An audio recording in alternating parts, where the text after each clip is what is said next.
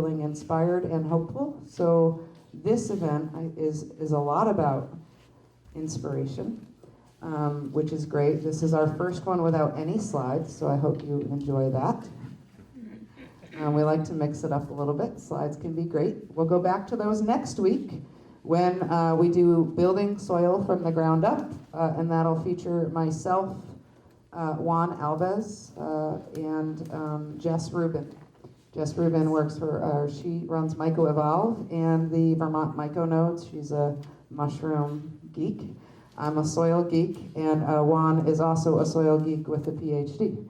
So you'll get lots of geekiness next week. So I started the Vermont Healthy Soils Coalition. We have little brochures on the table. We welcome everyone to join us. It does not cost any money, but it may cost some sanity in your email if you choose to sign up for our email list, which is really, really active. If you would like to get the notes from this event and stay connected with the outcomes of this event, please sign up on the list over here on the yellow paper. If you're already on the Vermont Healthy Soils Coalition listserv, you will get everything there, so you do not need to do any more than that. I highly recommend that you get the notes. Lauren is here taking really great notes.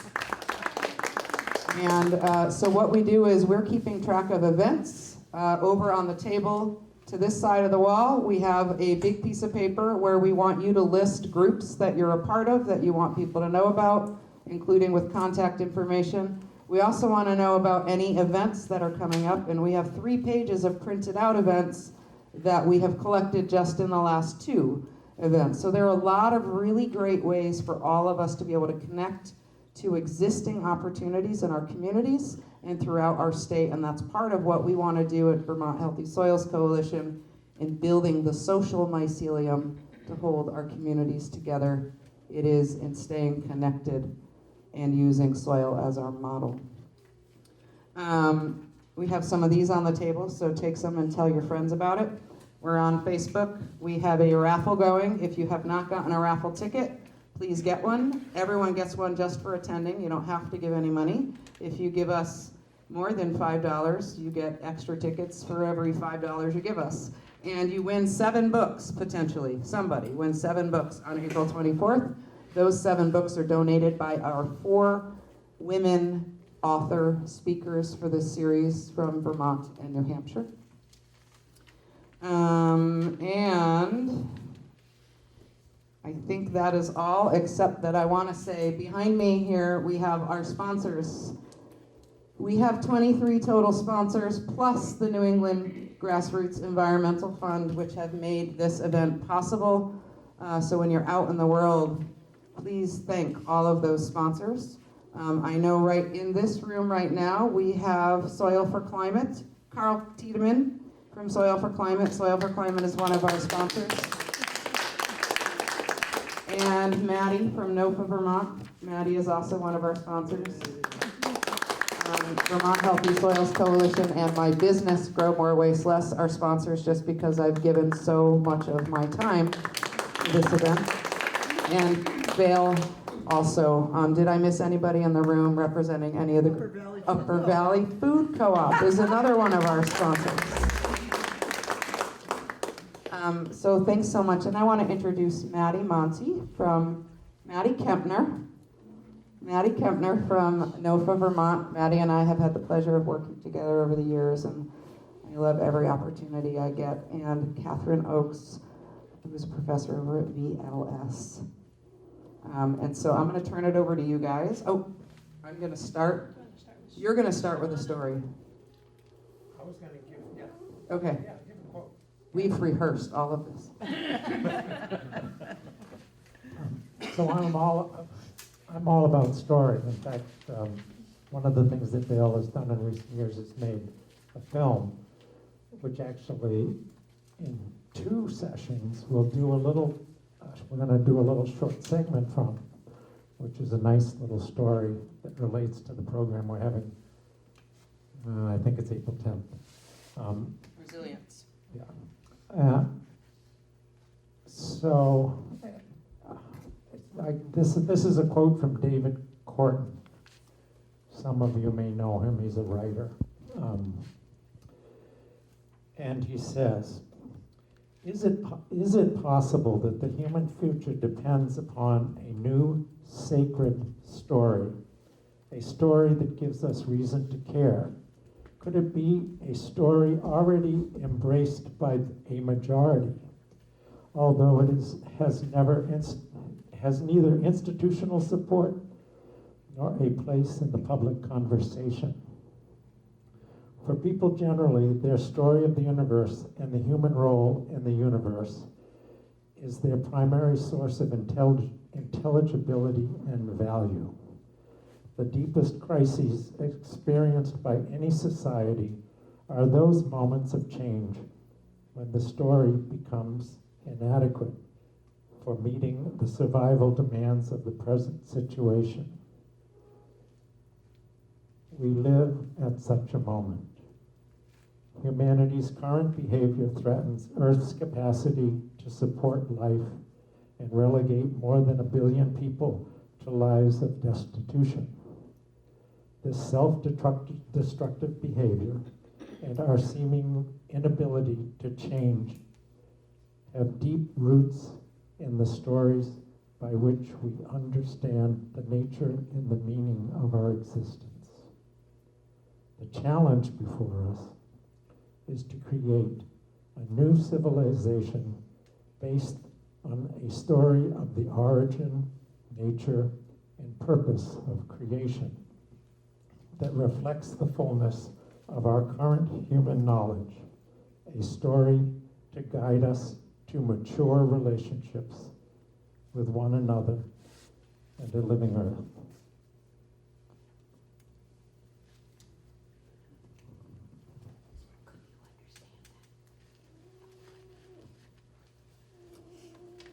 How is the volume in the room? Beth, are you able to hear?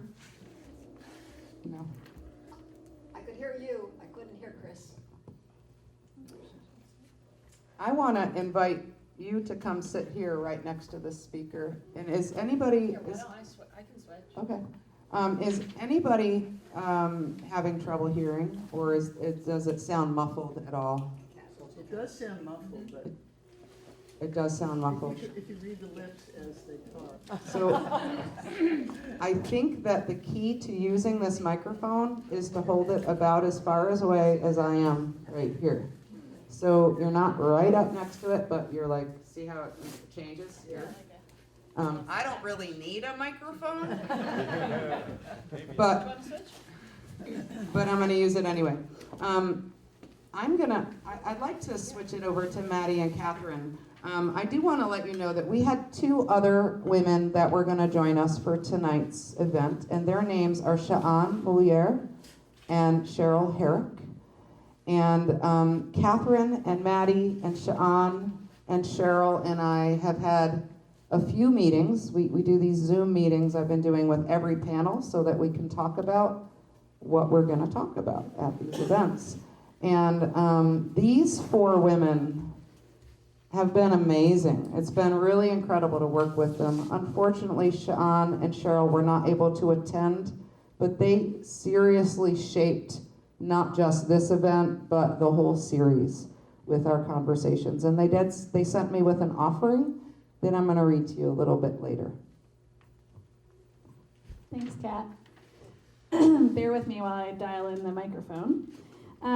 So Kat introduced me a little bit, and I'll just tell you again, my name is Maddie Kempner, and I work for NOFA Vermont, which is the Northeast Organic Farming Association of Vermont. And my role at NOFA is twofold. I am half-time membership coordinator, so trying to get people to join NOFA. I don't know if anybody here is a NOFA member. I think probably a few people are, but if you're not, please check us out, and hope you'll consider joining us. And my other role is policy advisor. So I do a large portion of our policy and advocacy work at NOFA. And when Kat invited me to be part of this panel, I was a little unsure because I don't necessarily feel like I'm an expert in the area of storytelling, or stories in general in this context. Excuse me. But as we had these calls to plan for tonight with this group of women that Kat talked about, I came to realize and sort of was reminded that everyone has a story. And, you know, my story and my contribution is as valuable as anyone's. And so I want to start us off with that understanding that I'm no more an expert in this area than any of you.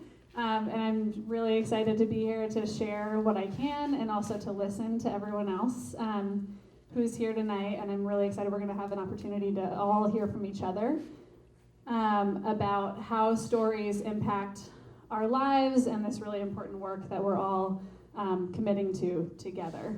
And I also wanted to point out something that Cheryl actually mentioned on one of our calls, which was really, which I've been thinking about ever since, which is that I want to point out how we listen differently when we're being told a story. When we're preparing to hear a story, we tend to open up, we lean in, we settle in, and I don't know if anyone else noticed themselves doing that as Chris started to share his quote from David Corden, but I certainly did. Found myself sort of turning off the rest of the noise in my brain and settling into my chair a little bit and, you know, putting down my notes. So I think that was a really great way to start us, and thank you for that. And yeah, I just think that's really very telling about the power of stories. So I'll pass it to Catherine next. When also, just so you know, Catherine and I are going to just go back and forth a little bit before we open it up to the rest of the room. Thanks, Maddie. So my name is Katherine Oakes. I'm a research fellow at the Institute for Energy and the Environment at Vermont Law School. In that role, I'm coordinating the Healthy Soils Law Project, and as part of that, we're working to identify ways that different members of our communities can work together to inform policy and create change that helps everybody. As part of that, we're interested in learning the stories of farmers and different members of society, government agencies, nonprofits, community members, consumers, anybody who has anything to say about our food system and its connection to climate change. So with that introduction, Maddie and I are just gonna bounce back and forth with some themes. And I'll start by saying, I guess I should say my background is in criminal defense. So in that role, I found storytelling absolutely critical to the pursuit of justice. The problem with facts, which we like to adhere to and which we are so loyal to when we talk about certainty and justice and truth, the problem with facts is that they are devoid of perspective. So without, if I tell you that, the baby cried and then the mother picked up the baby. This is a classic example of two facts strung together, yet we know nothing about the story. Why was the baby crying? Why did the mother pick it up? Was the mother angry and that's why she picked the baby up? These are all, between the facts exists meaning, and that is what stories allow us to access, is that meaning. So in addition to that, stories are not something that exists within each of us individually alone. Stories exist between us. So when I tell a story or when I listen to a story, the story exists between myself and the other person. Okay, so if somebody sees the story differently than I do, their interpretation is their own story.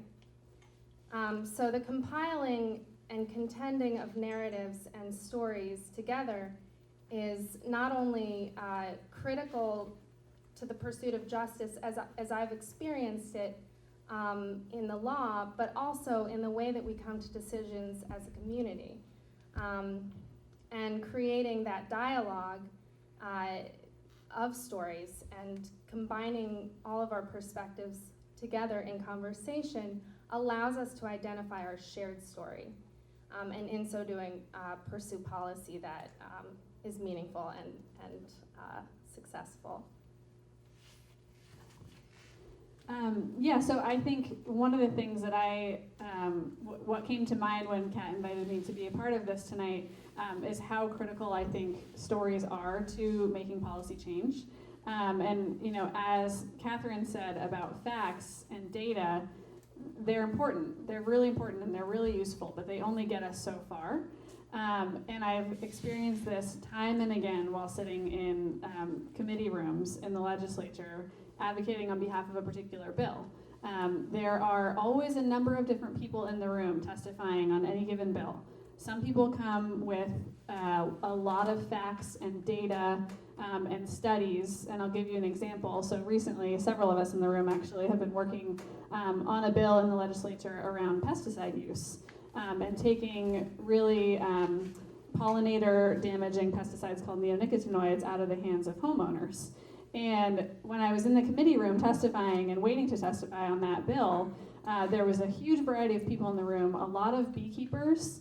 There were environmental advocates, there were farmer advocates like myself, and this one woman, Judy, who has been very steadfast pollinator defender and comes to every committee meeting where they're discussing pesticide regulation.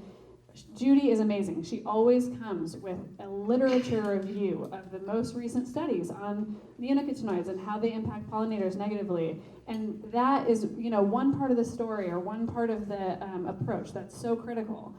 And then the other part of the story that I think is really critical are the stories of beekeepers who come and share their direct experience with how many hives they've lost in the past year and how they've seen that change over time with the introduction of these more potent chemicals, and how they feel like these chemicals being used on nearby farms are impacting their bees and therefore their livelihood. And so that's just one example, and I could give you examples all day of how people's individual stories in the context of something as seemingly cut and dry as a piece of legislation really are what I think change the minds of legislators. Data informs legislators, and that's also incredibly important. But I think stories are really what change people's minds. And this is true. Stories also, Katherine and I were talking about stories also in the context, sounds really boring, but in the context of kind of government and regulation.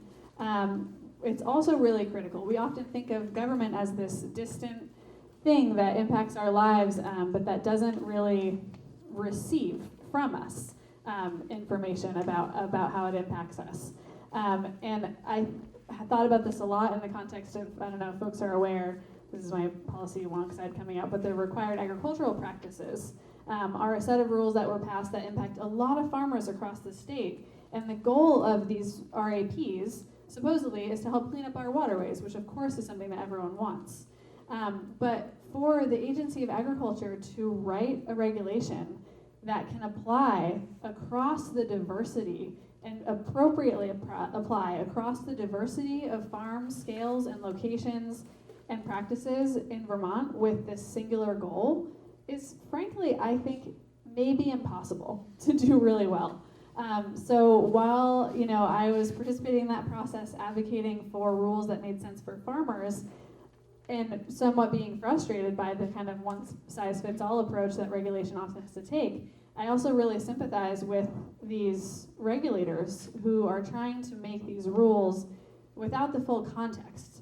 And so that's where, people's participation and people's stories as part of that democratic process of making a rule or regulation is so critical. Because without that, these people really don't have the context or the full perspective that they need to do their work effectively and in a way that really benefits all of us.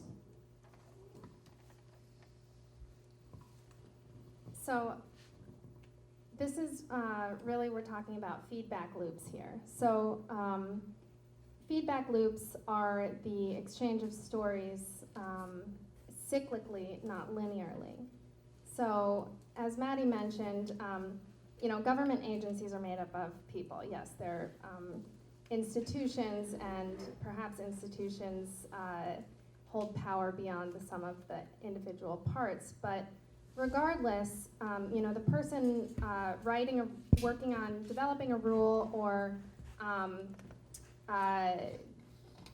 enforcing regulations is a human being.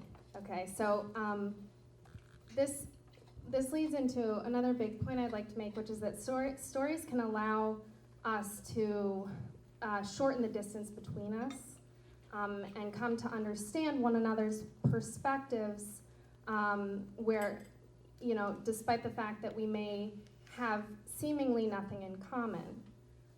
So there's 2 points here. One is that when I can consider the person who may be causing me harm, or who I perceive to be causing me harm, or somebody who's, a government employee, for example, when I perceive them as an enemy and just an entity and somebody who doesn't care, is incapable of compassion, and isn't going to listen to me even if I try, that limits my ability to advocate for my cause. Because part of the way that we can get people to care is by accessing the stories that those people have that we can relate to. Okay, so human beings all experience joy, sorrow, pain, grief, loss, love, relationships. There's a lot of creative space to work to connect those divides. So that's the first point, that seeing the humanity in another person can enable me to advocate for my cause, the cause of my client, or for the environment. But also, it enables that person, by not alienating them, they're going to listen, hopefully, to my story as well. But that is far more likely if we can have a conversation, as though have a conversation that acknowledges the humanity in both of us. So the next point I have been thinking a lot about with storytelling is language. So I moments ago said that stories can shorten the distance between us. Likewise, they can create greater divides. And that's because the language that we use in the stories that we tell about ourselves, about other people, and about our land impacts the way that we treat each other and the land. Some examples include, if we're talking about human beings, if I refer to people as perpetrators, suspects, subjects, assets, threats to be neutralized, individuals even, that creates a distance between me and that person, because it means that I'm not seeing them as human, and it allows me to treat them as such. With the environment, a great example, I think, is with mountaintop removal coal mining, the permitting process. There's language that refers to everything above the resource, or the strip of coal, as the overburden. Okay, so we're talking about deeply rich, biodiverse, old hardwood forests with great, life above and below the ground, that we refer to as overburden because it's in the way of the coal. That language, if I am talking to somebody who hasn't seen a mountaintop removal site, and I say overburden, that is not going to communicate to them what I'm talking about at all, which is good if that's the word I want to use, because I've allowed them to say, okay, yeah, this is where we're going to move the overburden to so that we can, go on with our project. That is the power of language, and that is the power of stories, okay? Conversely, and it goes both ways. So I love stories and I love storytelling, but I will not sit here and tell you that, storytelling in and of itself is good. It can be good or bad, but it's a wonderful tool for realizing democracy and for realizing our shared humanity. So the language that we use affects the way that we behave. I guess in terms of story's ability to reduce distance between people, this is something I've been thinking a lot about, sort of again in the context not just of policy and advocacy, but in the context of this kind of greater work around mitigating and reversing climate change and improving soil health, and also just Vermont's agricultural landscape and some of the changes and challenges that it's going through right now. There have been a lot of stories told in the media that don't necessarily fairly reflect the stories of individuals or of groups. And I think, a story that's told firsthand has the ability to really meaningfully reflect that person's experience and cut through the noise of a story that's sort of told in the third person in the media, for example. And a couple of, one example that comes really clearly to mind are sort of the dueling op-eds or stories that I've seen in newspapers locally and nationally recently. There have been op-eds that are really demonizing of some of our dairy farmers, for example, and kind of calling out dairy farmers as polluting our waterways and challenging their way of life and their way of farming in this way that really removes the person and their personal story from the narrative altogether. And that really is an effective way to drive a wedge between people who see themselves as caring about the environment first and foremost and farmers. Whereas most people who interact with or who are farmers know that farmers do deeply care, for the most part, for the vast majority of farmers, about the land and the animals that they are stewarding. It's a really meaningful connection to them. So the kind of other side of that coin that I've been seeing a lot lately that I think is also a really powerful story, but told from a personal perspective, are the stories of people losing their dairy farms that have been in their families for generations, and the struggles that people personally go through trying to maintain this way of life that's really financially and economically straining for them and their families, while also doing the best they can in most cases to care for those animals and that land.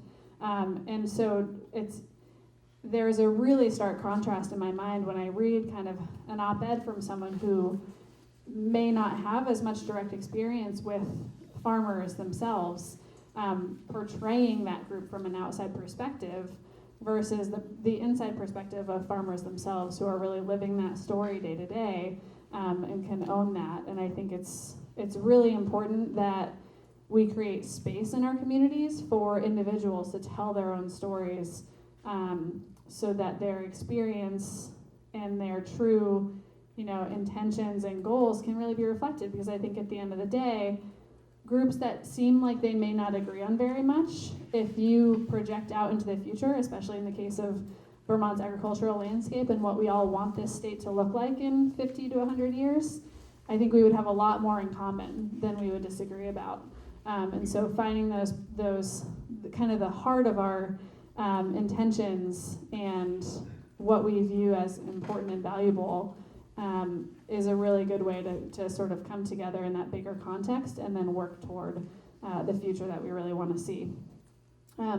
So in the context of soil, I think stories are really critical to bringing together those kinds of groups that we may not think can intersect. And a clear example of that is that sort of farmers versus environmental divide, which in some ways I think is sort of a falsehood that there is a divide there, because I think farmers are oftentimes environmentalists, and many environmentalists also may be farmers or homesteaders.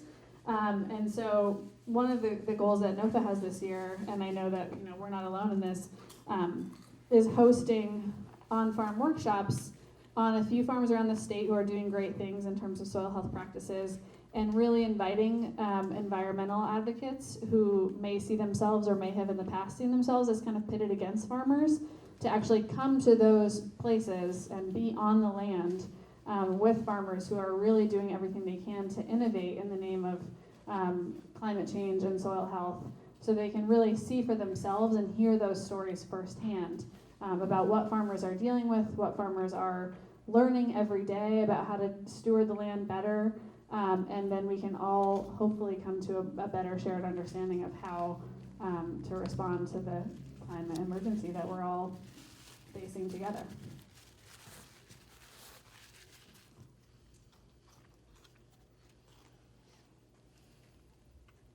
Yeah, so stories allow us to have that conversation.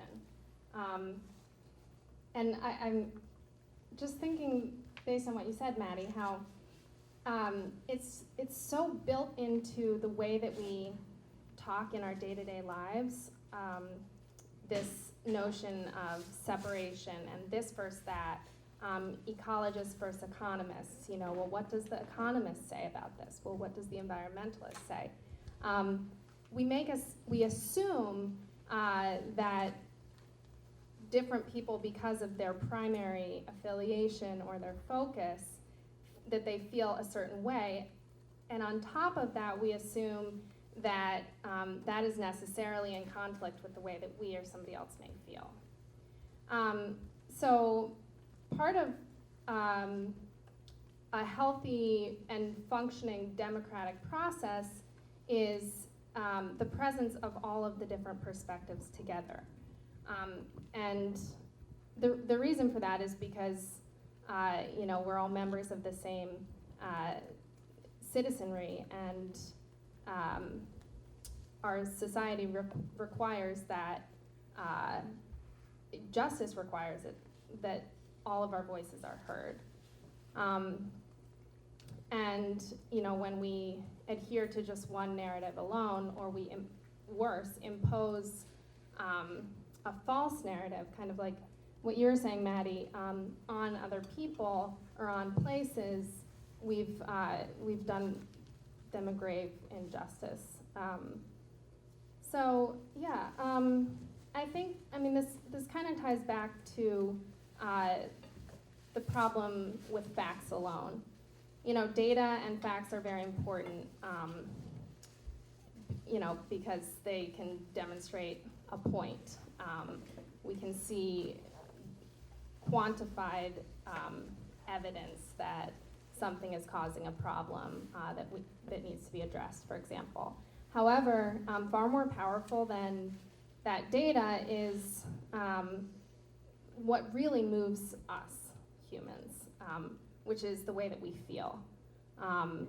We like another false construct or a narrative that we impose upon ourselves, and there's a term, it is so prevalent that in the law there's a term for it, legal fiction. We love to come up with these admittedly false narratives because they work well within the way that we want the world to work. An example of this is the neutral judiciary. So it's taken very seriously. Judges are, because they've taken an oath, they are able to strip themselves of their entire past, all of the experiences they've ever had, and stand before you now without any bias. Another one is a judge can instruct him or herself to disregard testimony that was just heard. And I love that one because that is just so patently impossible. It's comical. But we do it, and we do it very seriously, and we make objections, and we talk about it as though, the judge just completely forgot what was just said. That is a legal fiction, and it's funny, but we do the same thing outside the courtroom too. And we impose these narratives on one another. I mean, another great example that just came to mind of a legitimized legal construct is the corporation as person. It's a lovely little narrative that allows us to go about our legal processes with some ease, but it's ridiculous. This is the power of storytelling as we make decisions and try to convince others to align with our goals and decisions. But so beyond the facts, talking to one another by communicating our stories requires a certain vulnerability and a certain courage because another construct that we love is, and less so these days, which is encouraging, but expressing emotions is weak, and talking about fear is cowardly. It's written into our laws and court procedure even that appeals to emotion are, manipulative and inflammatory, overly prejudicial. I mean, the law is full of this language. Understandably, because we recognize the power. On the one hand, we condemn storytelling as, manipulative and, on the one hand, we condemn storytelling as soft and, non-credible and mushy. But on the other hand, we are afraid of it because we realize that no amount of data can convince you of something if you feel otherwise. A wonderful example I heard in a class I took the other day is a windmill project being developed in New Hampshire, and there was some concern before the committee about the negative impact that a windmill development project would have on property value. Now, there's been some amount of research in recent years on this, and every single study that's been done has shown that where windmills have been developed, there has been no negative impact on property value. However, upon presentation of this evidence to the committee, again, human beings, they listened to that and they disagreed. Because they thought, they felt that property lost value when you put windmills there. So we are very good at telling ourselves stories and persuading ourselves that there must be something wrong with the data. Climate change is a wonderful example of this. As we sit here, our federal administration denies the existence of climate change. And I feel a little bit as though, when there's a frog, the frog in the boiling water, it happens so slowly over time that he doesn't even realize what's happening, that he's slowly dying until, it's far too late. But this is kind of what's happening to us. Some people call this complacency, or we just kind of, when shocking events happen, we're alarmed and outraged, and there's tons of news articles and protests, but then we kind of settle in, and the narrative shifts, and we slowly adjust. So this is why I think storytelling in this context, I think this is a wonderful event, Kat, because it is very important that we continue to tell our stories and continue to talk about the feelings that we have beyond the facts, because that is what moves people to change, whether we like it or not, and whether that fits into our understanding of the way humans operate. People are moved to action. They're not convinced to do so because the data says they should.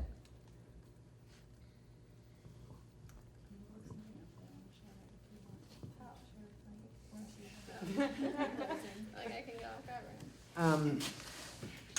I'm curious. I'm curious about all of you. While Maddie's looking something up, I want to know who here is a writer. And that means you like to write, not that you're published. Okay, great. Who here writes songs? Mm-hmm. Who here tells story through imagery and art? Tell stories to who? Imagery and art? Oh, through, I see what you mean. Yeah. How about theater or dance or movement? Who here is a gardener? Who here is infatuated with the story of the forests or the world of mushrooms?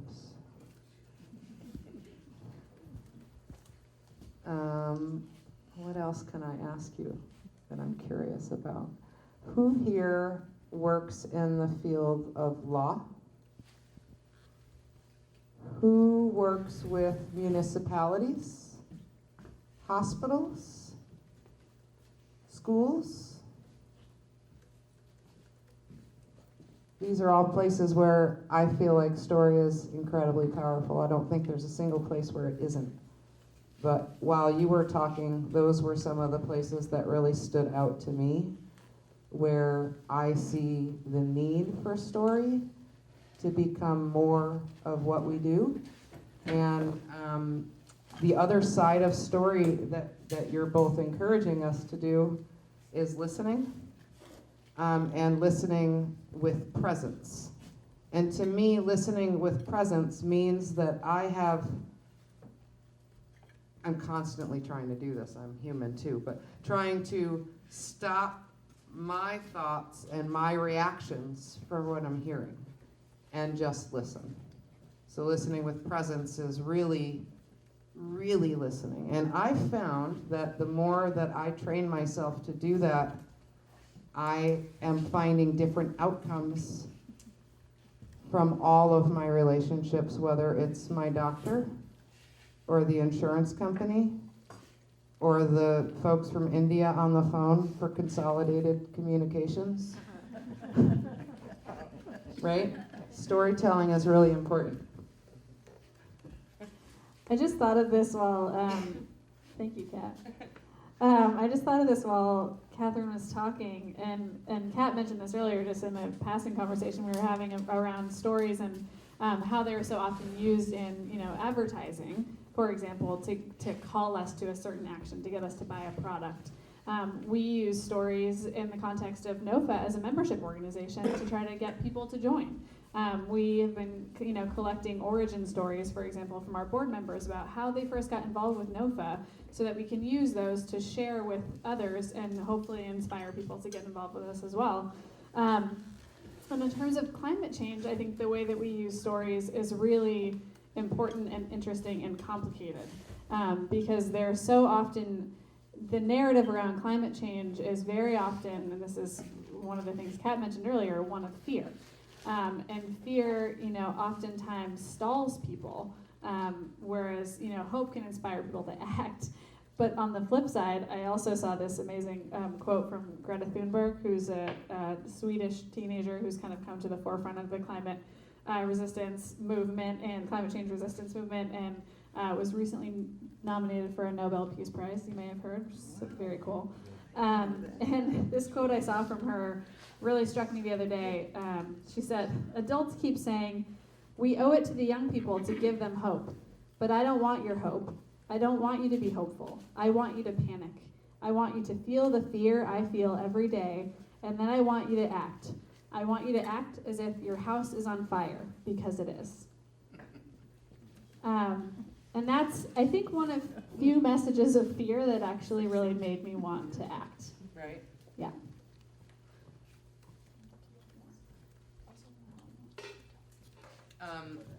Yeah, we've got, I would say go another 5 minutes or so, and then I'll read this bit, and then I'd love to, does that sound okay, Chris? Yeah, so just a couple of closing points, which I've already touched on, are this the real need that we have for functional and whole feedback loops.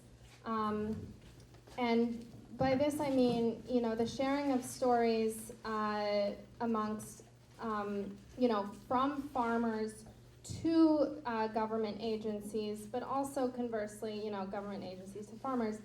There's a wonderful predicament of a state employee who goes to, an area with a map, and he's looking for, he's talking to a landowner about something going on the land, and the landowner is looking at his map, and he says, "Oh, there's a stream here.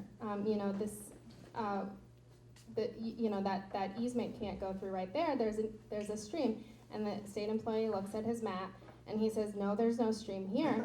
And the man takes him out to, his land, and he shows him the stream. And the state employee is frozen because there is no stream on that map, and he can't function because of it. And this is so amazing, because that in and of itself is an interesting, malfunction of our feedback loops. But beyond that, the landowner cannot just tell the government agency to please put his stream on the map, because it doesn't fit within the process. So that is a poorly functioning, if at all, feedback loop. And I do kind of wish I brought this one slide, but I can describe it to you. Here is a description of a feedback loop that is hardly a feedback loop at all. If there's a development project or any kind of action being discussed, typically it starts with industry and science. Industry funds the science. And then the design phase rolls out. After that, the government gets involved, and there's discussions about procedure and process, at which point science may again come into this conversation, this time funded by the government. After that, there's a period, 60, 90 days, what have you, for public input before policy is implemented and regulations, developed. That, at that point, the development has already happened. And so asking for public input at that point is a very common way that we, include our communities in our process. But, I think the point is clear. True democracy requires that we have all of our perspectives included at the very beginning. So, I'll wrap up by saying, human beings love stories. We love to watch movies, and we love to listen to stories. And when we're children, our parents tell us stories, of the old days, and we're just totally, our imaginations are captivated by, worlds that we don't know and that we can just imagine. And, stories make us feel things, they make us feel connected, and they move us. And And, realizing that allows us to really communicate with one another in a way that recognizes the humanity in ourselves and with other people, and connects us in a way that limits it decreases my ability to inflict harm on somebody that I now know through the stories that we've shared, because, we protect what we love and we love what we know. So I think storytelling is this really wonderful, universal, as old as time practice that we can use and that we really need to use to connect research, government, science, communities, farmers, in really developing a system that allows us to combat climate change, not at the expense of any of our community members. I've had this scene running through my head almost this whole time, just in the background. I don't know, raise your hand if you've seen the movie The Life Aquatic. Very The Life Aquatic. The Life Aquatic. It's an amazing, quirky, very strange Wes Anderson movie. Highly recommend it. It stars Bill Murray and Anjelica Houston. I was watching it recently, and there's this amazing scene where, so Bill Murray's character is this aquatic explorer. His name is Steve Zissou, and he takes his crew on these underwater explorations. And they see amazing things, and he makes all these documentary films about the ocean, and has discovered all these creatures. He's sort of like a Jacques Cousteau character in the movie, and very quirky. And for his next documentary, they've acquired funding from this bond company who's going to fund their next exploration. But because they have some doubts about, the Zissou squad's ability to carry this out and their intentions, they send along this guy who they call the bond company stooge. To keep track of them, make sure that they're, on the up and up, and that they're not, spending money frivolously. And so the intermediary tells Steve Zissou, they're going to fund you, but they're going to send along this bond company stooge. And so they get in the elevator after this meeting, and Steve Zissou, the explorer, is in the elevator with, one of his team members and the bond company stooge, and he says some off-putting thing about, oh, well, you're just the bond company stooge. And the bond company stooge looks at Steve Zissou and says, I'm also a human being. And, then Steve gives him a hug, he learns his name, and he's kind of like a little bit more part of the team for the rest of the movie. And it's just this like very touching moment, because you all sort of, in watching the movie, you're kind of like, oh yeah, the bond company stooge, that guy seems boring. And he, points out that he's a human being, and it's so touching, and it just is a nice reminder that we're all human beings and we all have a story to tell. And yeah, that's all I have. Thank you so much, Kat, for having us, and I'm excited to hear from the rest of you. Yeah, let's hear it for these two.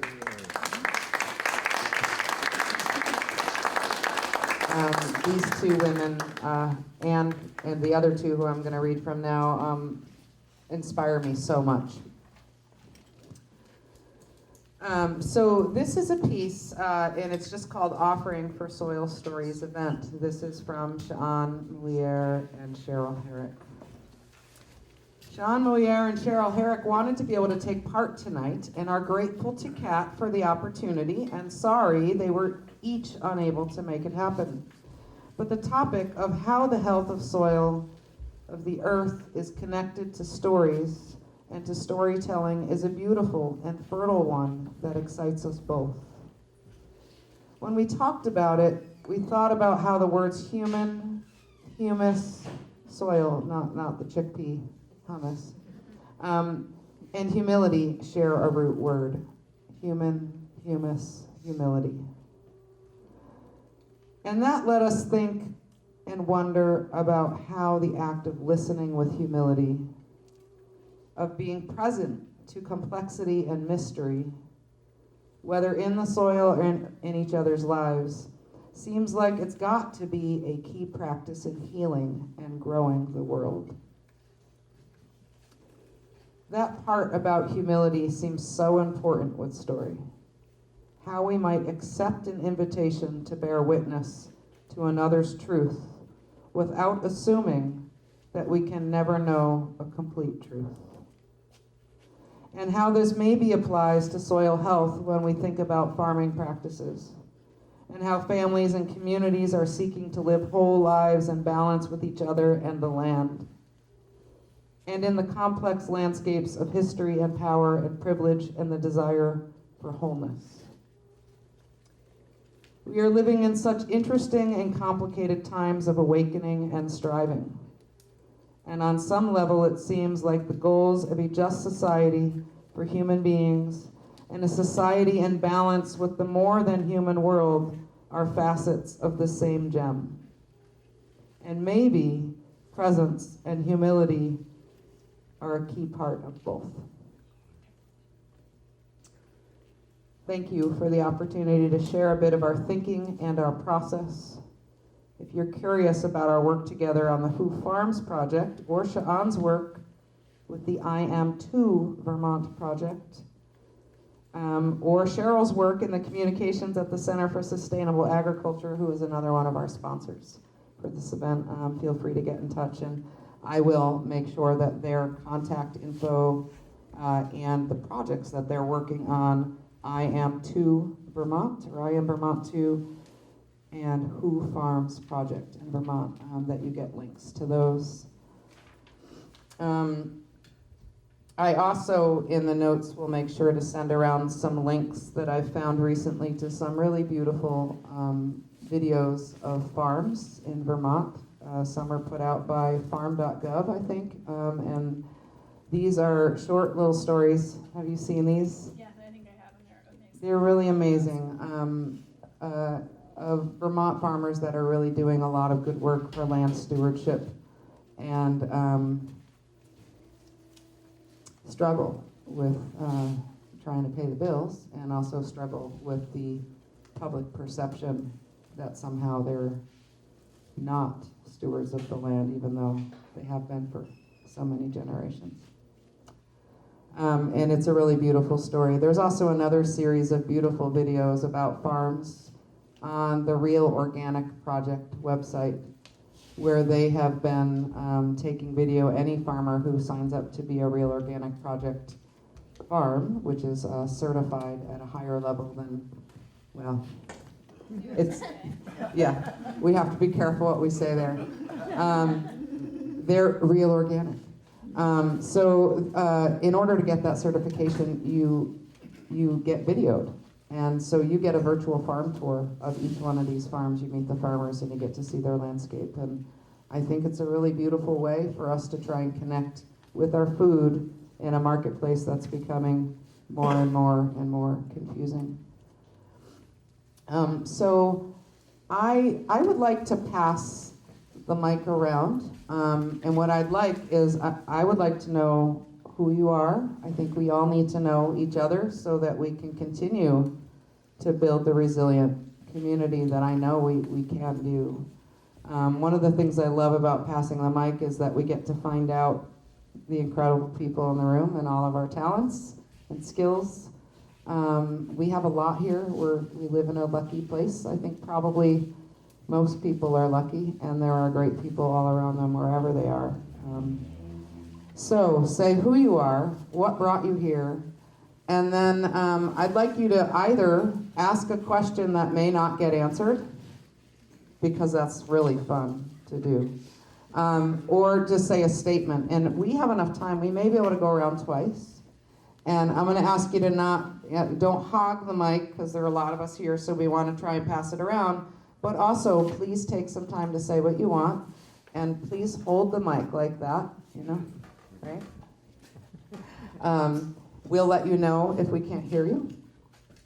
And when we get to Carl Tiedemann, I would like you to take extra time to please read us a poem that we've discussed. Beth, would you like to go first? It's fine. Hi. Okay, I can tell the difference just in my own ears. Yeah, my name is Beth Champagne. I live in St. Johnsbury. It's 20 years since I moved away from Randolph, and I'd been down here 25 years. So I'm really, really happy. That's one reason I come, because it's in Randolph. But the biggest reason I come is that once I discovered this Vermont Healthy Soil Coalition, I knew those were the people I needed to be with. I, at a couple of really difficult points in my life, found that only when spring came and I could get my hands in that soil was I confident that I was still me. Yeah. I've always gardened from when I was a kid, but even before I was big enough to garden, I was being brought up by a father that I thought must be a French peasant. I mean, hey, our name is Champagne. No, sort of. It's what they call Métis in Canada. You're European and Native American. It was my grandfather, who was not French at all. Meme was French. So once I got done doing the college thing, and I'd even adjusted to being in the city, it didn't really take long before I said, this will not do, and I came to Vermont.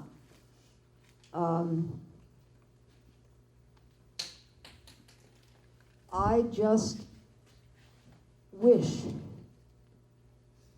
that all of our schools in the state could stop everything and have a whole year in which kids basically just learned the soil health principles and all about the extraordinary power of getting to know that the earth is alive and we're part of it, just like she said, human and humus. Because there's so much we can do, loving the land and caring for the plants and trees and receiving gifts, even so these people tell me. I haven't gone out personally to prove it, but you know how nice it is to walk in the woods in the summer. It's moister and cooler. There's just so much that we can receive. And the biggest thing of all to me would be, I mean, as a grandmother, if we don't give young people the chance to get out there in the sunshine, in the dirt, doing work that helps us all, even by this one cooling effect I mentioned, never mind all the carbon coming back in the soil where it does so much powerful work. If we don't give them that, what kind of adults are we? That's my question. Hello. Hi, my name is Karina Matiash. I am a master's student at Vermont Law School studying environmental law and policy. I'm from Southern California and have been interested in agriculture and have worked on farms probably for the past 5 years in California, and was drawn to come to Vermont because of its own rich agricultural history and story. And I feel very special to be here to learn the stories of all of you. And yeah, thank you. My name's Stuart Saunders Smith. I'm here because my wife invited me. She is very involved with agricultural issues. Stories are literally genetically implanted, if you will. Stories have a beginning, middle, and end, as we all do. And telling stories is a fundamental way for all cultures to impart values. The structure of a story is impartial to the contents of a story. So it's very important to fill those contents with light.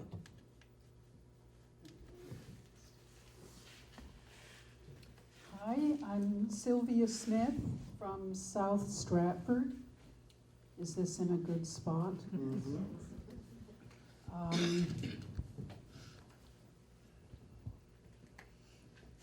I'm trying to grow more and more of my own food and build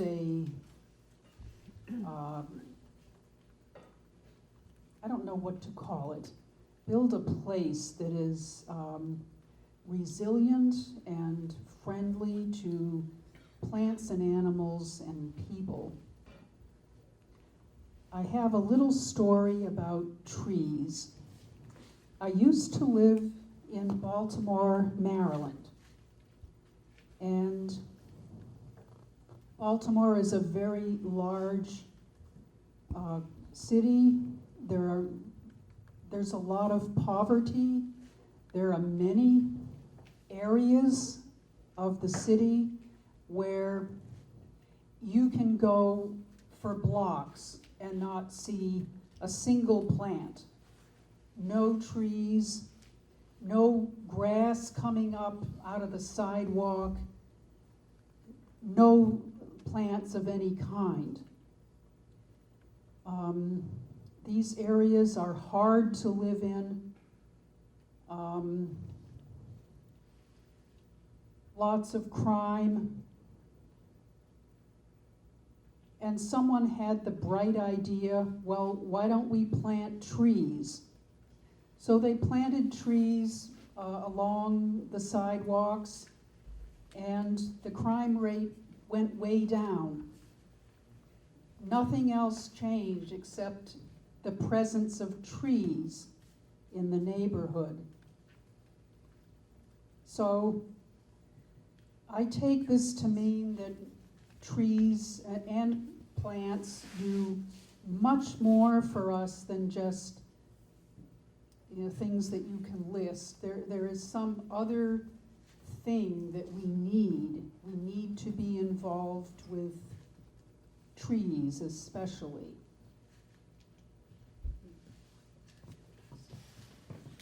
Hello everyone, my name is Jack Spicer. I'm an attorney in Woodstock, originally from Central Ohio, where there's a different kind of agriculture. Can you hear me? Yeah, that's great. Okay, so I'm originally from Central Ohio, where there's really a different kind of agriculture than you see out here.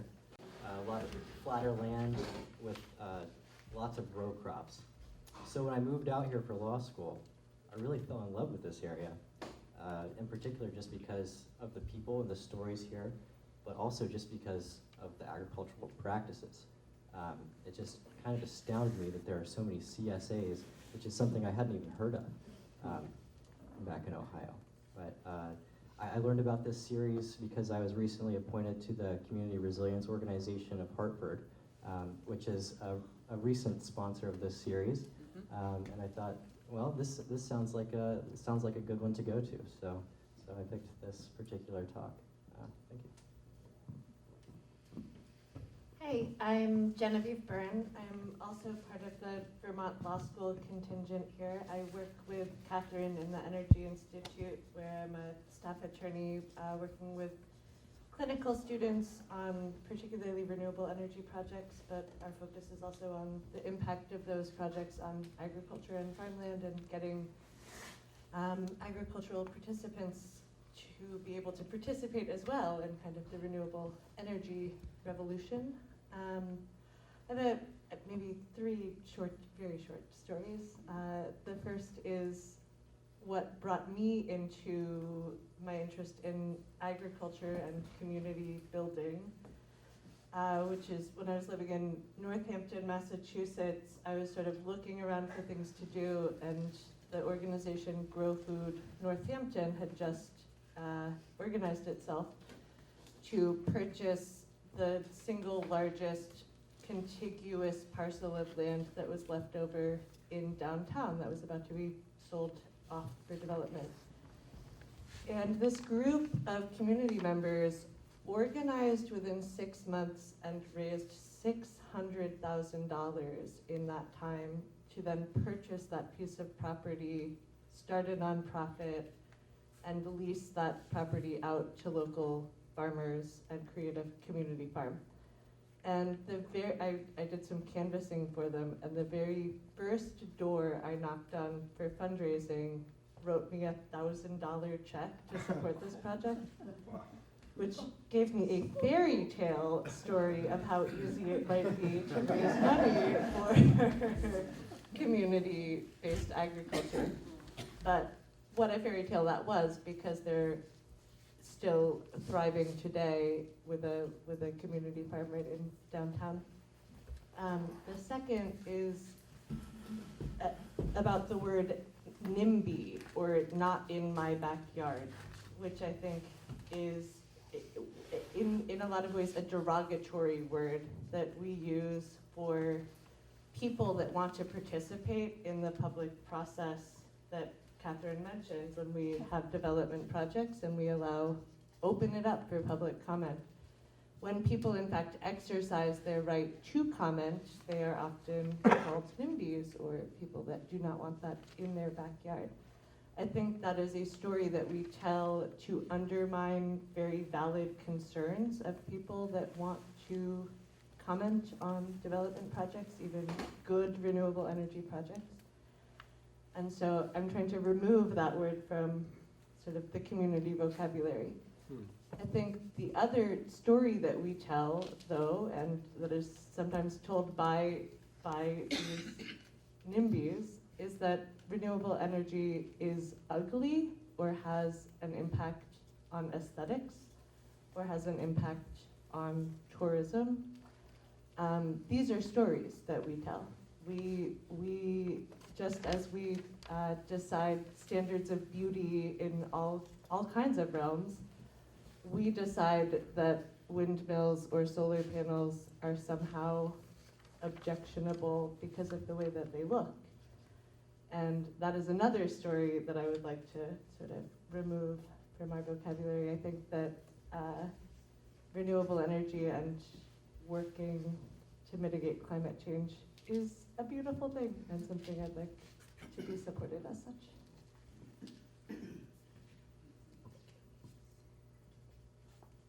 My name is Nicole Conti, and I live in Barnard, Vermont. I've been there for a little over 20 years, and I guess my professional hat is environmental educator. Went to Antioch a long time ago for a master's in environmental studies with the education focus. And I do a lot of out-of-school time stuff with kids. And I'm here because I think the Vermont Healthy Soils Coalition, Kat, I've heard her speak a few times now, and her passion really impresses me. So I just like to be where she is. And it's good to get re-energized in an area that I care about, and also an area that I feel really very much a beginner at, like understanding the soil.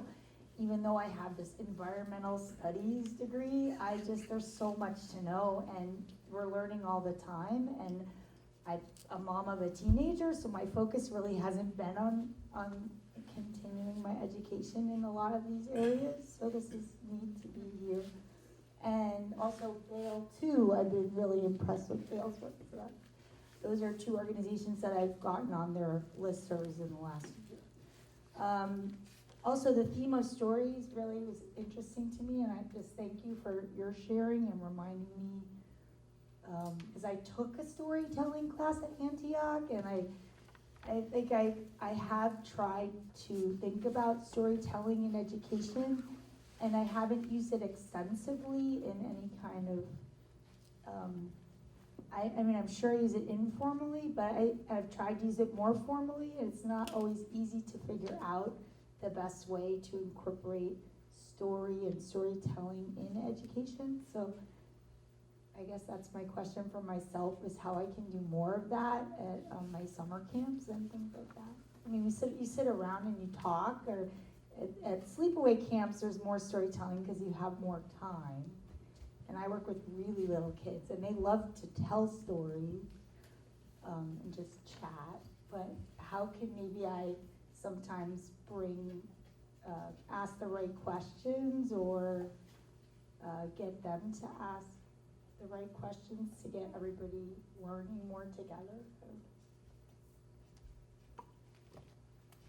Hi. I'm Lexi Basil. I'm a Master of Food and Agriculture Law and Policy at Vermont Law School. I also volunteer with Vital Communities Food and Farm team right by the Upper Valley Co-op. And my interest is mainly in food justice and environmental justice, especially the intersectionality with race. And just a little anecdote. So my grandfather was a second generation Italian. I'm from West Hartford, Connecticut, and he just passed away. He was 93 years old, and I think the thing that he was most proud of me for was last summer when I called him and told him that I was working on a farm. He was just over the moon about it, about getting my hands dirty, and and it ended up being one of the most important experiences I've ever had. So, my name is Nancy Rice, and I live in Randolph Center. And I got to get an agricultural background without paying money because I grew up on a farm from day one. And I've been really grateful to have that background. I'll just mention a couple of things.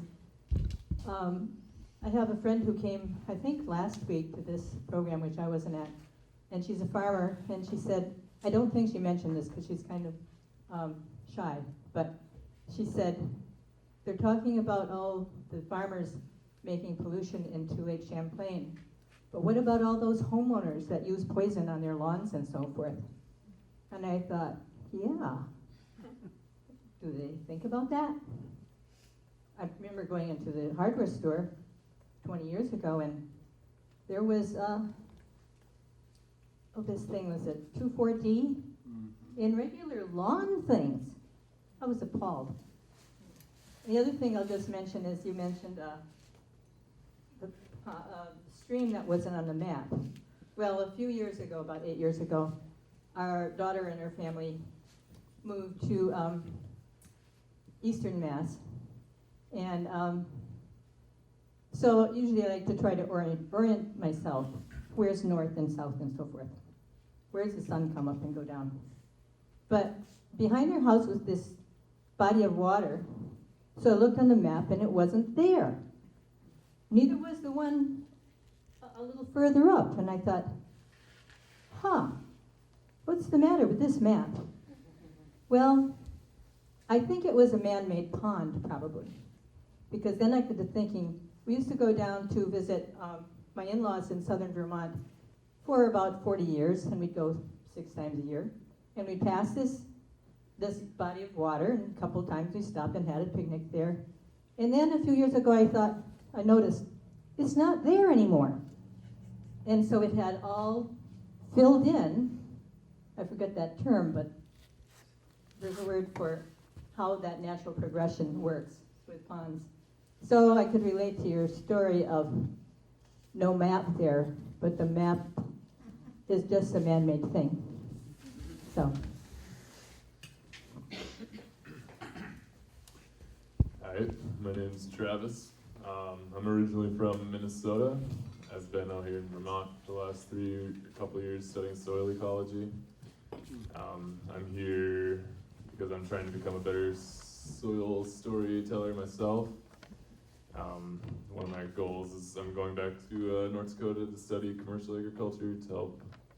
I want to learn how to implement regenerative techniques to meet the demands of commercial agriculture in the Midwest.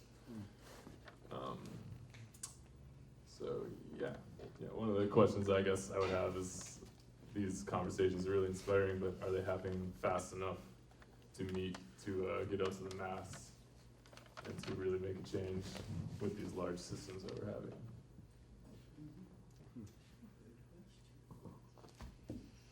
My name is Dean Wallenberg. I'm from Rhode Island.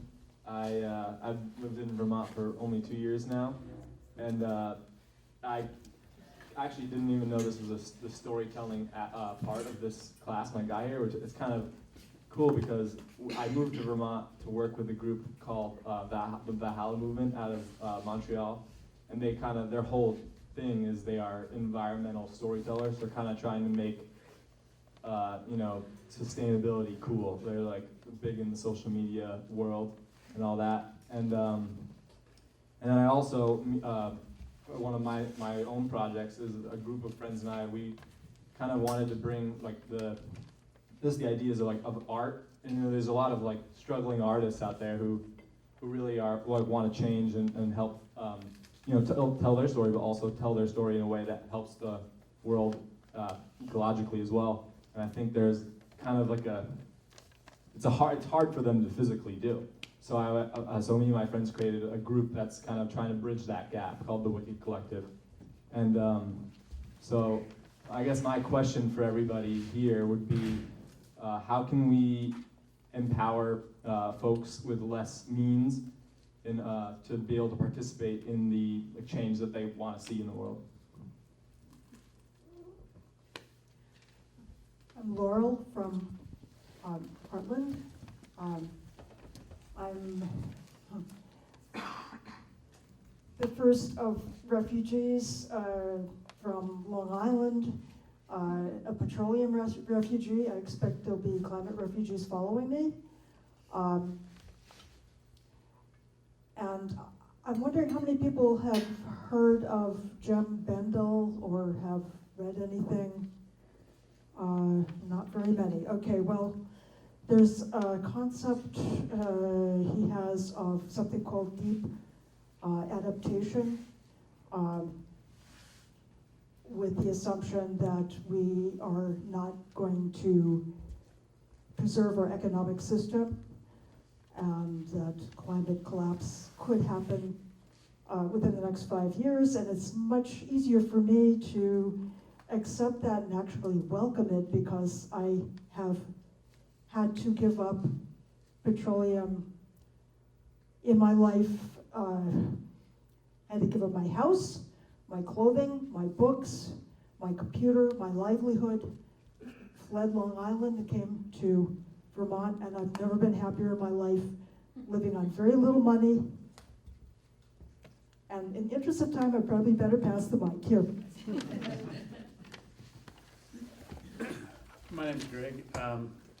I kind of lucked into this series tonight. I've been trying to come several of the previous series and had missed them. But I was raised in Vermont and had left the state after finishing my college at UVM and was in Colorado for 20 years. And storytelling has always been a big thing in my experience. I grew up around a lot of farms and worked with a lot of people on those farms at various times. And this little program tonight ties together a lot of things for me, not the least of which is the messaging of our leaders tonight, because when I went to Colorado, I was very much involved in messaging and storytelling around environmental activism and leadership training and stuff like that, which is what I was doing with young people out there for a couple of years. And it's exactly how that message can get corrupted and manipulated and adjusted over time that can make it pretty messy and hard to stay to the core message and the true message of the story, and to make sure that the disinformation that's out there does not overwhelm you. My family and I just recently moved back here, and I've only been back in the state for a little less than 3 months. So this is just kind of been a really exciting thing to be a part of tonight, to see how this all is going on here. We had talked for years about leaving Colorado to come back. Couldn't find the circumstances that would work for that, and so, but we really felt like we could no longer live in a state that was plowing all of its dirt and its soil under to build massive tracts and development throughout, and while everything was burning, so we were ready to come back here to the place that I grew up and called home. So it's good to be back. I'm going to try to project. Can people hear me okay? Excellent, okay. I'd like to, well, first of all, start with a shameless plug for my organization, Soil for Climate. If people are interested in following this topic at a global scale, we have over 10,000 members from more than 100 countries. Anytime new studies, reports, anecdotes from people's farms come out, they're shared globally, and anyway, it's an exciting community. I'd like to actually say, first of all, I am a poet, a climate and a soil poet, but I'm not reciting any of my poems tonight. I hope there'll be other opportunities for that. But I would like to start with a brief excerpt of a poem, a point that Katherine made in her comments about facts being devoid of perspective. This is a theme that was addressed by the American poet Edna St. Vincent Millay, who was quite well known about 100 years ago. Typically, she would perform to sold-out audiences, and sometimes audience members would be so carried away by her passion that they would literally have to be carried away on stretchers.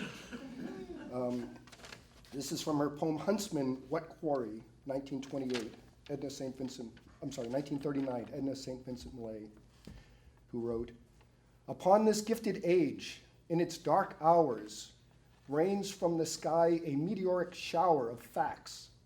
They lie unquestioned, uncombined. Wisdom enough to leach us of our ill is daily spun, but there exists no loom to weave it into fabric." A few days ago, I was listening to Krista Tippett's show on public radio called On Being, and she was interviewing a poet named Sha'an Olds, and I was quite taken by this poem, Ode to Dirt by Sha'an Olds. Dear Dirt, I am sorry I slighted you. I thought that you were only the background for the leading characters, the plants and animals and human animals. It's as if I had loved only the stars and not the sky, which gave them space in which to shine. Subtle, various, sensitive, you are the skin of our terrain. You're our democracy. When I understood I had never honored you as a living equal, I was ashamed of myself, as if I had not recognized a character who looked so different from me. But now I can see us all made of the same basic materials, cousins of that first exploding from nothing in our intricate equation together. Oh, dirt, help us find ways to serve your life, you who have brought us forth and fed us, and who at the end will take us in and rotate with us and wobble and orbit.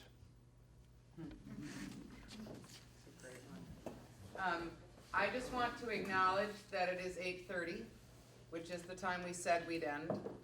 I'm not ready to go. I'd love to hear from the rest of you, but I just wanted to acknowledge it's that time. If you need to get up and go, please do. If you can stay, please do. Yeah, let us. Hi, my name is Abby Miling, and I live in Randolph Center. This Central Vermont has been my home for almost 40 years, but I too came from the Midwest, like a number of you, and they used to say, I'm from Wisconsin, and the people from Vermont, I remember going to the Woodstock, the Rockefeller place. Now I'm forgetting what the name is. But anyway, and hearing the story about how, thank you very much, Billings Farm, and hearing how the people in the Midwest, you know, they were the people who used to live here and just needed a little more elbow room out in the fields. And anyway, there's a connection always. So I'm also part of Bale, and I'm on the Bale board, and I was drawn to Bale when we were having those farmer dinners back in the South Royalton High School, or the elementary high school cafeteria, and just have always been kind of drawn to any event that related to farming and food, and it's been a rich existence in my life. all my life. And I think the only times, not the only times, but most of the time when I feel most alive, of course, my hands are in the dirt or I'm out in the woods and being. And yet, when I started gardening, I had no idea what the soil really had in it, other than simple things like worms and such. And now it's like I'm just captivated with what it has to give for me and all of us. Anyway, and I'm also a cat fan now, and this is very good, Cat. Thank you very much for joining. And I'm not going to say much more because I know it's time, but I think what I'm picking up tonight and I'm learning and appreciating most is, that listening quality, because I want to be able to listen more to people who I'm different from, and who think differently from me, and opening that avenue, because I need to hear that story. And I liked the concept very much of inviting the differences to come out before policy gets made, that strikes me as very powerful, and I just want to remember that. So, thank you.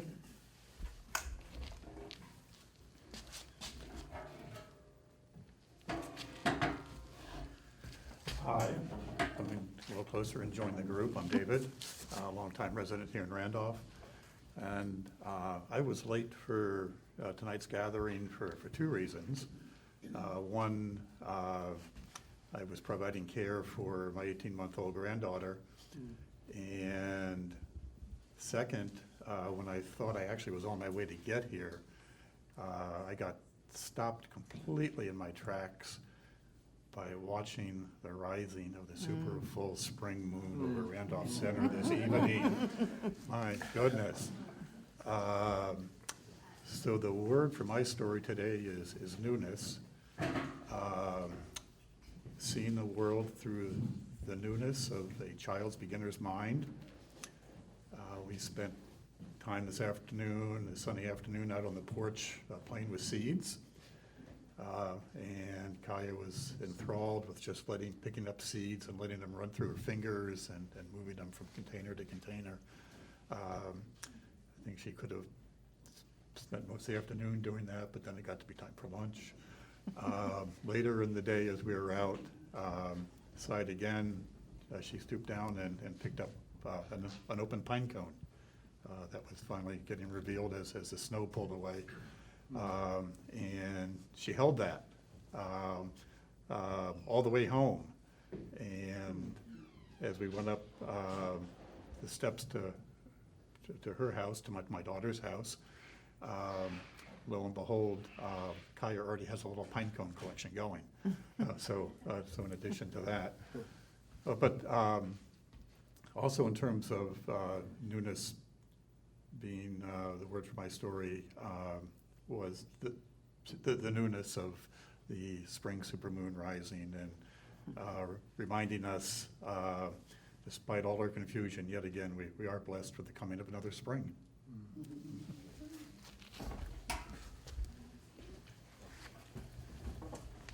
My name is Keith Walsh. I live in Thetford Center, Vermont. I play as a farmer. I really don't do that for a living, and I haven't done it for very long. I'm a flatlander, and I'm true to it. So just in case you can't tell by the way I talk, But I have spent well over 20 years, excuse me, tending bar in Harvard Square in Boston and Cambridge, Mass. I've done it in the French Quarter in New Orleans. I've done it in Burlington. I've done it in White River Junction. I've done it in Rhode Island. And I don't know if I can overstate in any way the depth of connection that happens through story and communication. And it's not always fueled by alcohol, although it certainly can help in some instances. The truth of the differences between us and how we can understand that is defined and clarified through our communication. I've seen deans of colleges for Harvard sitting next to people who would be considered the lowest rungs in our society. Being able to find commonality and connection through the depth of their experiences and being able to communicate that to one another. So as we all have our own individual experiences with the soil and our earth, as we all have our own individual experiences trying to regenerate our soil that we have abused for so long as people on this planet, keep in mind that how we share that story works as our mycelial network in helping to share the riches of and depth that we have in our experiences and the impact that you will have on others. May not seem like much at the time, but you're planting seeds and providing nutrients and minerals in every single time you communicate verbally or not. So thank you all for sharing here today and for keeping this communication happening. Hi. Am I holding this at the right place? My name is Kai Cochran, and I grew up on Cape Cod, but I spent many years in Montana, working at first for a group of farmers and ranchers who were trying to fight the coming coal strip mining in Montana in the 70s and also into the 80s. And as I worked for them, I found that I instinctively wanted to promote something and not fight it. I don't like fighting things. I rather promote things. And so I worked into actually forming another organization that was promoting the use of renewable energy, the Alternative Energy Resources Organization in Montana, which is still going strong, and so is the original one, the Northern Plains Resource Council. I moved back to Vermont to a farm that my grandparents had bought in 1940. They lived in Boston, so they were absentee landowners. But my mother inherited the farm, and she wanted at least one of her 5 kids to come back and live there because she lived on the Cape and she couldn't just keep on paying all the taxes on the farm without having at least one of her kids living there. So my husband and I and our 3-year-old twins moved back to this small farm in West Hartford, Vermont. And I'm very, and then of course, you know, a number of years later, I found myself embroiled in another incredibly huge thing happening, which is climate change. And I could think of a million ways to try to fight that, but as soon as I started hearing about the soil and the life in the soil and how that might actually be a hopeful thing that we could promote, that was what I really wanted. And I love Bale anyway, and Kat is one of my best friends. And so, unfortunately, my kids all have moved back to Vermont too, and my younger son is farming our farm again. And he is very, very interested in doing all of the soil principles that are talked about and experimenting with Johnson Sioux composters and that sort of thing. So I feel very, very delighted that that sort of thing is happening, and I love having this kind of thing happen. My name is Cynthia Jackson, and I live in Randolph. I've been here for 50 years, which is a drop in the bucket. And I've lived in the house I'm in now for 40 years and spent the first 38 expanding gardens and things like that. And then all of a sudden it sort of got ahead of me. And at 86, it really is ahead of me. And I have a backyard that I would love somebody to take over at any time. I'm still going to wrestle with my gardens in front, but I love gardening, and I'm enjoying this and feeling as though I'm learning a lot. Thank you so much. My name's Cynthia, also Cynthia Queelich. I live here in Randolph. A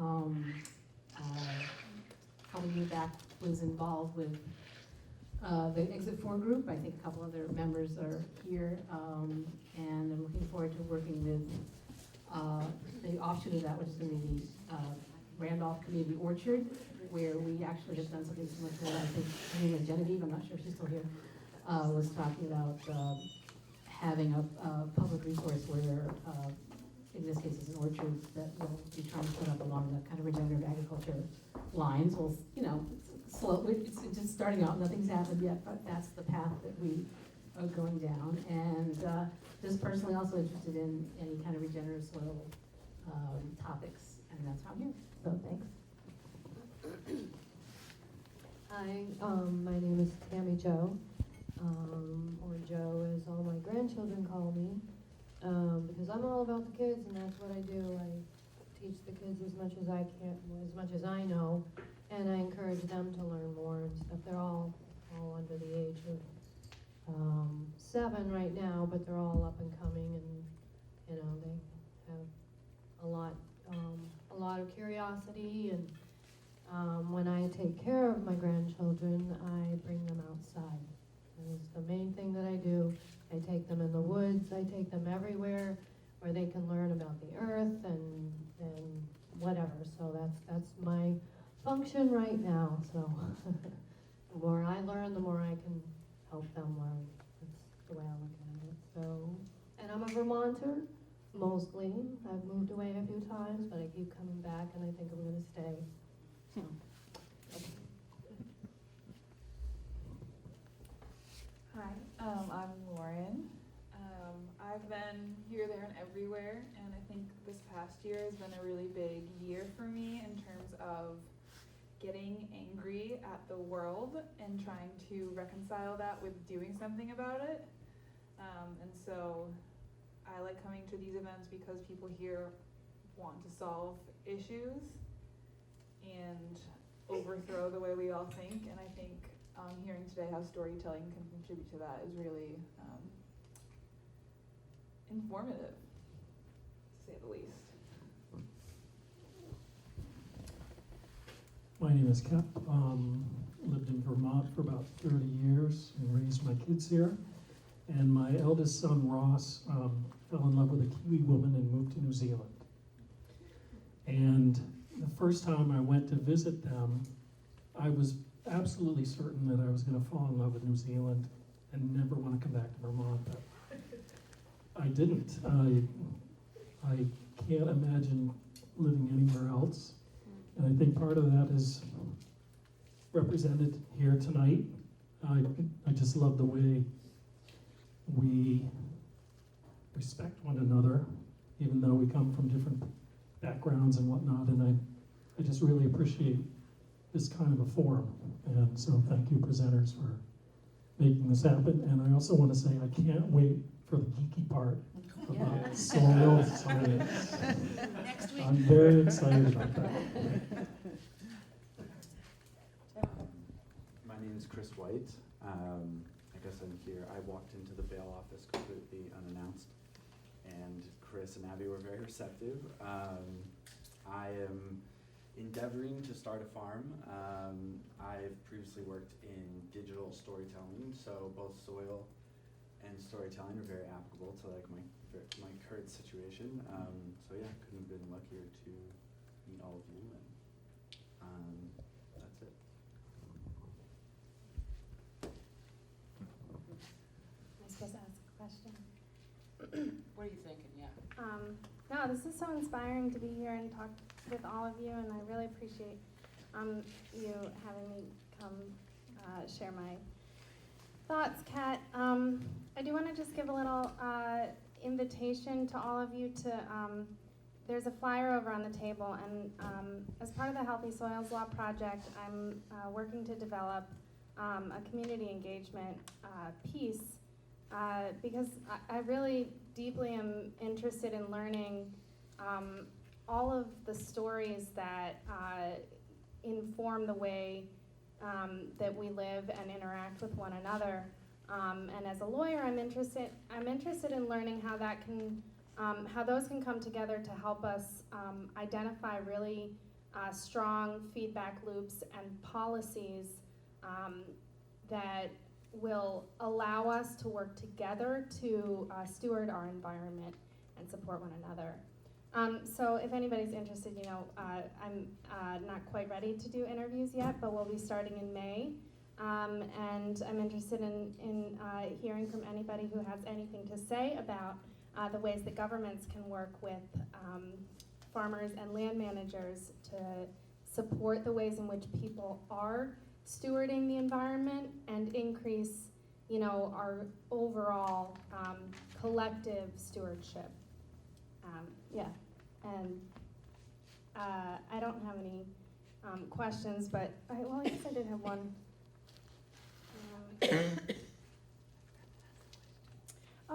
I just wanted to say that, I'm no expert in storytelling, and I don't know any experts in storytelling. I don't know that there are any. We are constantly telling stories. Kids tell stories, with no experience whatsoever. Stories are the way that we interact with each other. So nobody's bad at telling stories.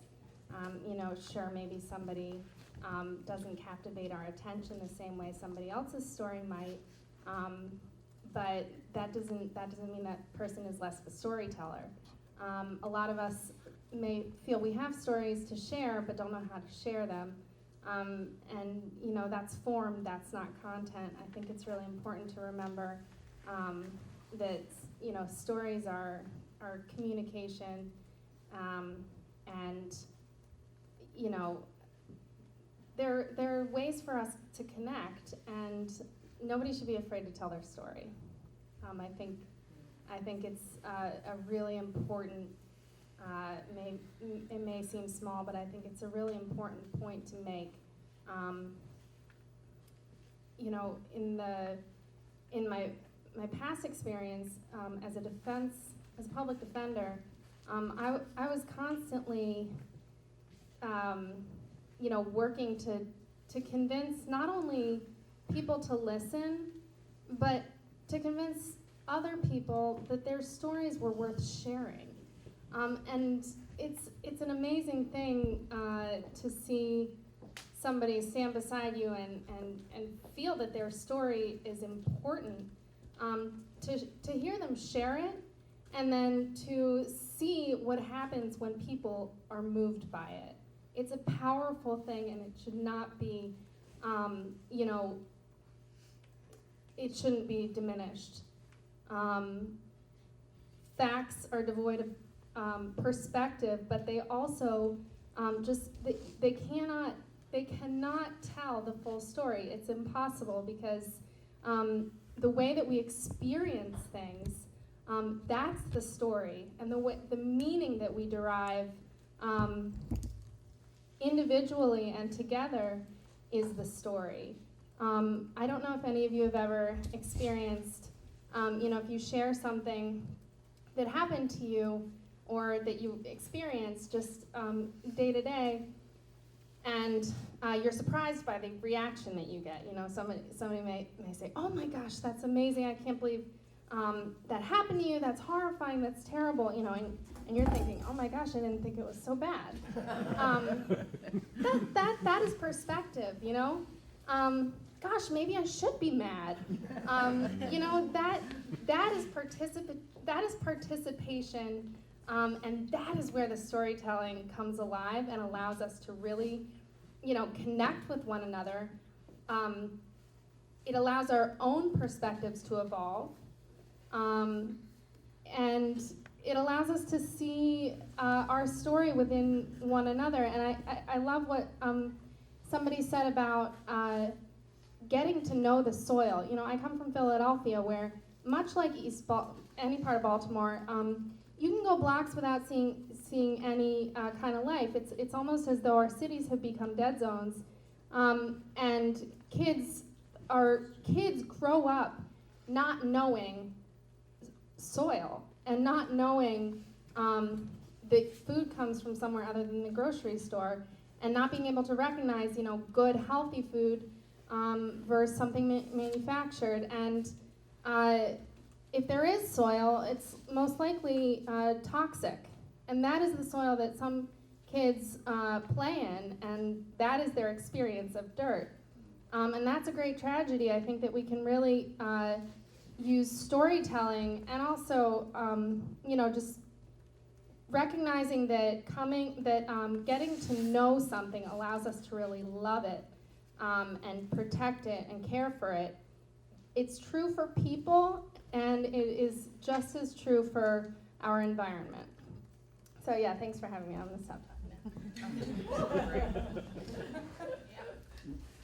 I don't have that much more to say, but I do want to tell everyone, in case you don't know, I just dug into, there's some bread pudding on the table over there. It's awesome. Did it come from Black Crib? Yeah, I was gonna say, when we closed, for everybody who wants hot, just made bread pudding, and then some, she said some maple cream kind of sweet. They topping. feel badly. So they're feeling badly. So they made hot bread So pudding. anyway, on your way out, for those who don't have to dash, there's some yummy desserts. And I don't know if you all have noticed, but I am growing another human, so the baby was hungry. I'm just really reveling in this, and I kind of feel like I've switched over to listening mode, so I don't have that much more to share, but I'm so thankful. This is obviously a huge part of my current story, and I'm so happy that this little person is getting to hear from all of you as it grows, because they can hear in there. It's very cool. So I'm really thankful that this is kind of part of this new story. And also, I've been thinking how excited I am to get into the soil. And also, did you know that they tell pregnant ladies not to play in soil? Yes. I'm gonna ignore that advice, I think, because I'm not gonna be able to not get my hands in the dirt. And I also am very excited because this baby is due in the middle of May, which is asparagus season. And we have this beautiful 10-foot bed of asparagus in my house that just we pick a pound a day in the middle of May. So I feel like I'm just so excited for spring and soil and all that is happening. And asparagus, oh my God, fresh asparagus. And also just in terms of connecting, this feels very formal, but I do have a bunch of business cards, and I'm going to just leave some on the table in case anybody wants to get in touch with me or with NOFA. I would love to hear from any of you. So thanks so much for being here again, and thank you again to Kat, whose fan club I'm also a prominent member in. Thank you all so much. This has been really fun. I didn't quite know what to expect. And I've learned a lot through this whole process about story. So I wear a lot of hats, and a couple are relevant here. I guess they're all relevant, but one of my hats is I manage the edible schoolyard at Thetford Elementary School, and we compost 200 pounds of food scraps a week. The 6th graders run the compost system. And I've been doing that for 10 years with the school, and I help design the gardens and the compost. And it's amazing the stories that these kids, I learn so much from them every time I work with them, but I feel very proud that these kids for the last 10 years have experienced an edible schoolyard, and their lessons built around this outdoor classroom that they can eat from, and they can smell, and they can listen to the wind, and all of their food scraps are going into compost that then turn into soil and go back to their gardens. We call it the food loop. And when I heard from some of you coming around the circle, and I'm just so grateful to live where I live and to have the opportunities that I have, and I'm grateful that these children that I get to work with are going out into the world with this very rich story of connection to the planet that feeds us all. I can't wait to geek out next week. If any of you have ever heard me talk about soil, that's really what it's all about for me, is I love to talk about science and soil and systems. I'm going to do the intro next week, and then my colleagues are really going to geek out. So Juan and Jess are really going to get into it. So if you're into the science piece, definitely come next week. This was a really nice break from slideshows. I love my own slideshows too, but I love to look at you all and know that you're my neighbors and that we live in this community together. And as we move forward, we can and will do what needs to be done to adapt and transform to meet this climate emergency. We have to. We have the skills. I want to hear your stories. We can do this together. I just know that we can, and we've got to bring more people in.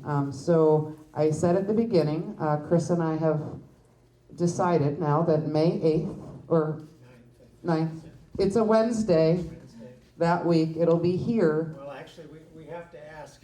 Oh. We have to ask David. If we get permission. After we get permission, we added a date. Go ahead. Yeah, so this last event, which we hope will be here, is going to be a 3-hour-long event, no speakers. So that's when we're going to take a lot of the information that we've been pulling in for the last events and the next 3, and Lauren has been taking great notes, and she and I are working together to keep those really organized. So I think we're going to really have some productive session, and the goal there is to plug people in. So this is about acting. Right now we're talking, we're getting to know each other, and that's important so that we can continue to trust each other as we fix it all. No problem. I wasn't going to say that. So, Chris, do you have any last? Thank you all so much. I'm so impressed. It's 9 o'clock. We're half an hour overtime. You must be enjoying yourselves. Thank you so much for coming. Yeah, eat. Go eat. Go eat.